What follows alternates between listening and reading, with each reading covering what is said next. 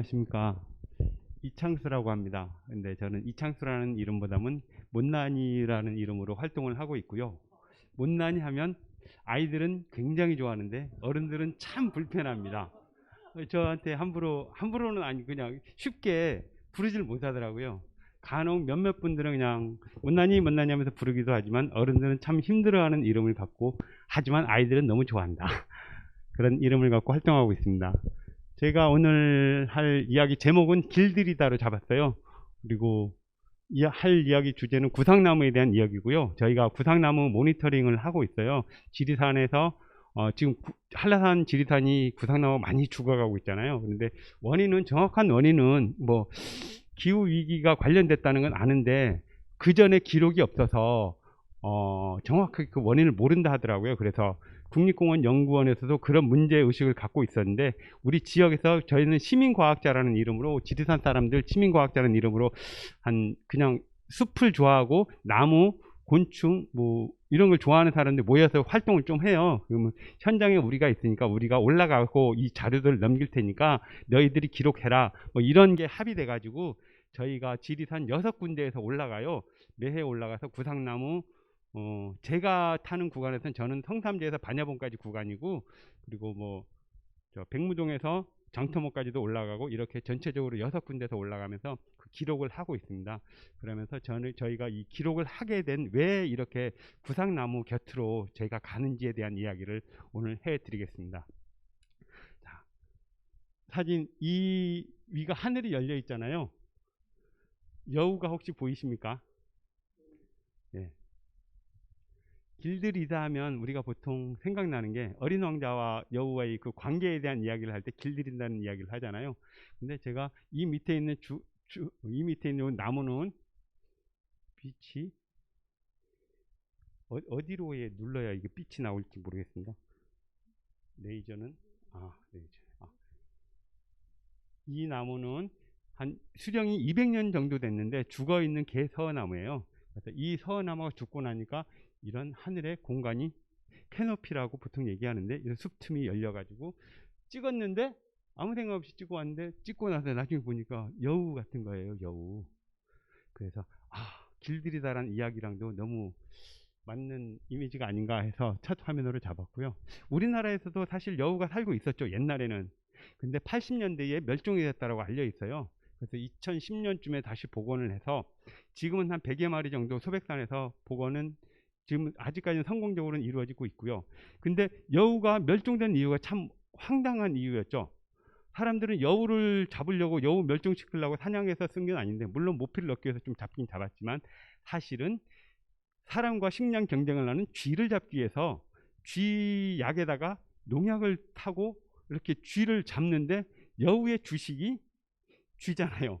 그래서 잡으려는 쥐는 못 잡고 엉뚱하게 여우만 멸종시켜버린, 그런 이유로 인해서 아주 황당한 방법으로 여우가 우리나라에서 완전히 멸종되었습니다.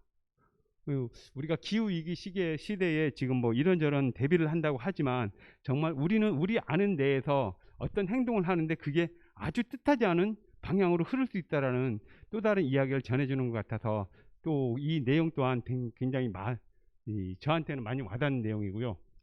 자, 어쨌든 그렇게 여우도 멸종했었고, 구상나무도 지금 많이 죽어가면서 멸종을 위해서 치달아가고 있고, 그래서 제가 처음 갖고 온 화면은 유카탄 판도입니다. 6,600만 년 전에 지구의 5번째 대멸종을 불러일으켜온 운석이 충돌한 분화구조. 10kg짜리 운석이 떨어져서 이 지름은 180m 지름이고요. 이걸로 인해서 지구의 온도가 서서히 내려가면서 공룡이 완전 멸종하게 된 그 결정적인 사건입니다. 멸종. 다들 많이 쓰는 이야기고 다들 아는 이야기지 않습니까? 그래서 제가 요거에 대해서 한번 봤습니다. 멸종의 멸자는요, 멸망할 멸자를 쓰는데 도끼로 공격해서 다 부셔요. 거기에다 불공격을 한 번 더 쏴가지고 싹 태웁니다. 그 다음에 물로 홍수 나듯이 밀어버리면 이게 멸망할 멸자입니다. 상당히 무시무시하지 않습니까? 우리가 멸종하고 그 부르는 이름이 이런 의미입니다. 그래서 멸종이 사전적 의미는 살아있던 종이 지구상에서 더 이상 개체가 확인되지 않는 것, 이것이 멸종이라고 적혀 있더라고요. 멸종하면 우리는 이야기는 많이 하지만, 많이 지금 그런 일이 일어나고 있다고 하지만 어때요? 가슴이 좀 먹먹함이 있습니까? 멸종 그러면 좀 먼 이야기 같기도 해요. 직접 우리 주변에서 일어나는 일이 아니면. 근데 멸종을 좀 좁은 의미로 축소시켜 보면 우리 가까이 있는 사람들의 죽음이랑도 좀 비슷하죠. 살아있던 사람이 더 이상 지구에 존재하지 않는 거잖아요. 주변에서 내 부모님이나 아니면 뭐 가까이 어떤 사고로 인해서 지인들이 이런 일을 당했을 때 정말 가슴 아프잖아요. 근데 가슴은 아프지만 그렇게 비어지는 사람들이 없으면 새로 태어나는 아이들이 또 자랄 곳이 없기에 사람들은 당연히 죽어서 사라져야 되고, 그래야 새로운 것들이 나오지 않습니까? 멸종 또한 종이 사라져야 새로운 종이 나오기 때문에 멸종되는 것들은 당연한 것이고 당연히 사라져야 되는 거죠. 그래서 멸종은 외가 아니고 규칙입니다. 그렇게 돼야 되는 것이기 때문이죠. 근데 하지만 우리가 산업혁명 이후에 멸종에 대해서 혹시 아십니까? 최재천 박사님이 그런 얘기 많이 하잖아요. 그 수업할 때 들으면 최재천 박사님도 그렇지만 다른 진화생물학자들도 그런 얘기를 해요. 지구상에 살고 있는 육상 척추 동물의 99.9%가 그 빙하 시대 우리 인류 문명이 1만 년 전 인류 문명이 시작되기 전에는 99.9%를 차지했다 그래요. 야생 동물이 99.9%고 인간을 비롯한 그 몇몇 가축들이 0.1%가 차지했다 그러죠. 근데 산업혁명 이후 지금 2000년이 넘은 이 시기에 99.9%를 차지하던 야생동물은 현재 3%가 남아있고요. 0.1%였던 인간을 비롯한 가축의 개체수는 97%가 됐다고 합니다. 99.9%가 3%가 되는 동안 얼마나 많은 멸종이 있었겠습니까? 근데 그 멸종들은 알려지지 않았죠. 이름 없이 사라져간 멸종이 거의 대부분이고요. 처음으로 인간에 의해서 멸종되었다고 얘기하는 새는 그 유명한 도도죠. 도도. 그리고 지금 현재 구상나무도 이유는 정확하지 않지만 기후위기라는 이름 앞에서 멸종되어 가고 있다라고 얘기를 우리는 알고 있고, 그래서 구상나무 곁으로 이렇게 가려고 하는 겁니다. 구상나무고요. 구상나무는 저 모습이 어떻게 좀 성게 좀 닮았나요? 성게가 제주도 말로 쿠살입니다. 쿠살. 성게를 닮은 나무, 쿠살랑 하다가 쿠살이 발음이 변해서 구상나무라고 불려요. 이것은 지금으로부터 100여 년 전에 1920년 어니스트 윌슨에 의해서 학계에 최초로 보고됐고요. 지금 살고 있는 것은 중부 이남, 한라산, 덕유산, 지리산 이쪽에서 해발 1000m가 넘는 곳에 조금 살고 있습니다. 그리고 전 세계에서 우리나라밖에 없는 특산종이고요. 한라산의 기대종이고, 그렇지만 지리산, 한라산에서 똑같이 나무의 죽음이 현재 진행 중이죠. 근데 그 이유는 정확히는 모르지만 원래 빙하 시대에는 구상나무는 이 밑에 대전 이 지역에서 살고 있었을 거예요. 근데 따뜻해지면서 화렵수가 들어오면서 밑에 있는 종들은 다 밀려나서 죽고 남아있는 게 해발 1000m 이상 높은 데만 남아있는 거죠. 그래서 그런 것을 보면 한반도의 역사가 같이 구상나무가 처음 살고 있는 곳에는 그런 역사, 지질학의 역사, 생명의 역사가 같이 깃들어 있습니다.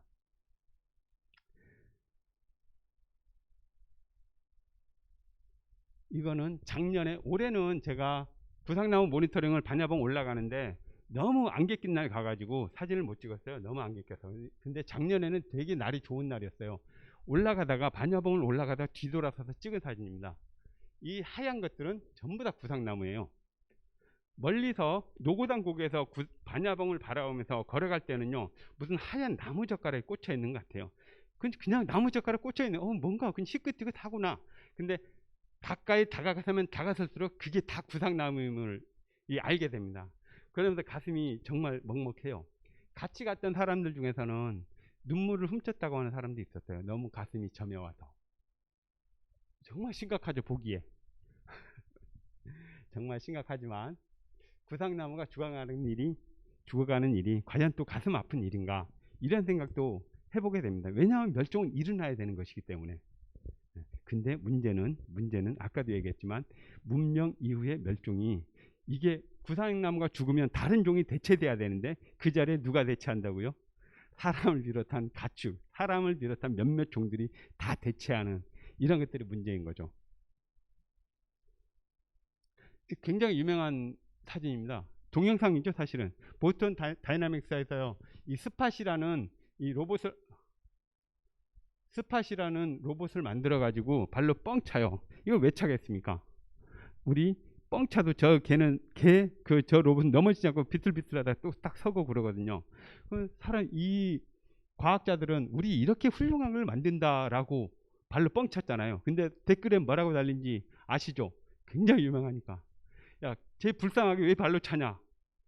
이런 얘기가 엄청 달렸어요. 그래서 황당하지만 그런 일이 정말로 일어났고, 이게 그런 해프닝들이 있었습니다.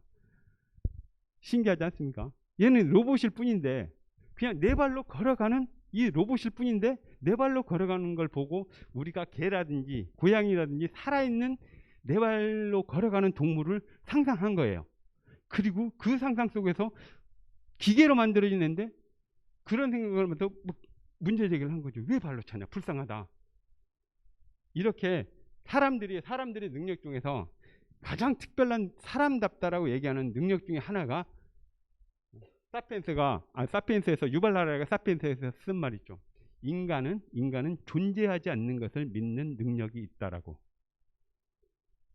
사피엔스라는 책에서는 주로 종교를 가지고 얘기합니다. 종교도 존재하지 않는 거죠. 국가 존재하지 않죠. 돈 이런 거 존재하는 게 아니죠. 정의 이런 것들 전부 다 존재하지 않는데 우리는 있다라는 상상을 하면서 세상을 살아나가죠. 사람들이 모이고. 이러한 것들을 인문학적인 가치라고 얘기하는데, 이 인문학적인 가치는 사람이 인문학적인 가치 속에서는 지고지순한 그 존재고요. 그러한 바탕 속에서 사람들은 굉장히 문명을 이루어왔고 생존율도 굉장히 높이고 그랬었죠. 그러한 대가로 주변의 자연 환경들은 99.9%가 3%만 남게 되는 그런 환경으로 된 거죠. 이제는 사람들이 인문학적인 가치로 인해서 이러한 어마어마한 도시, 어마어마한 국가, 어마어마한 사람 몇천만 명이 모여다는 이런 사람들을 이러한 환경을 만들고 살아가지만 이제는 우리만 보아서는 더 이상 우리한테 또 미래가 없다는 것도 우리는 알지 않습니까? 그리고 존재하지 않는 것을 또 있다라고 믿는 능력, 이런 것들에 대한 가치는 솔직히 로봇이고 그다지 가치가 있다면 있지만 없다면 없는 건데, 이런 것들이 또 살아있다라고 믿는 우리들의 능력. 나무가 그냥 잘라도 아무것도 아니지만 그 나무 자르는 걸 보면서 우리가 가슴 아파하는 것, 이러한 공감하는 것들이 우리가 또다시 이 힘들지만 이 기후위기 시대, 이 시대를 이겨내야 될 그런 에너지가 아닌가라는 생각들을 하면서 저는 이 어린 왕자 이야기를 갖고 왔습니다.